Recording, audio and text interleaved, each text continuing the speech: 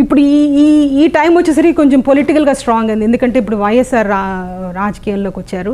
ఆయన కొంచెం క్రిస్టియన్ సానుభూతుడు, లేకపోతే ఆయనే క్రిస్టియన్, ఆయన ఫ్యామిలీ క్రిస్టియన్ కాబట్టి ఆ టైంలో ఇప్పుడు ఆయన అల్లుడు అంటే బ్రదర్ అనిల్ కుమార్ ఆయన ఉన్నాడు కదా, ఆయన పేరేంటి అనిల్ వరల్డ్ ఎవాంజలిజం. సో ఇప్పుడు ఇదంతా ఇప్పుడు ఈ టైంకి వచ్చేసరికి కొంచెం వెల్ కనెక్టెడ్, ప్రపంచంలో అందరికీ కనెక్ట్ అయిన చర్చెస్ వచ్చాయి. సో వీళ్ళ టార్గెట్ ఎవరు, వీళ్ళ మెంబర్స్ ఎవరంటే ఈ అంతకుముందు ఉన్న ఇవాంజలికల్ చర్చెస్లోంచి తీసుకొచ్చిన వాళ్ళు ప్లస్ ది హిందూస్. సో ఇప్పటికే చాలా కొంచెం ఎక్స్పాన్షన్ అయిపోయింది. ఒక ఉన్న చర్చ్ ఇప్పుడు బ్రాంచెస్గా విడిపోయింది. తర్వాత లాస్ట్ 10-15 ఇయర్స్లో ఇంకో కొత్త బ్యాచ్ ఆఫ్ చర్చెస్ వచ్చాయి. ఆ చర్చెస్ ఏంటంటే ఇంటర్నేషనల్ ఫ్రాంచైజ్ మోడల్.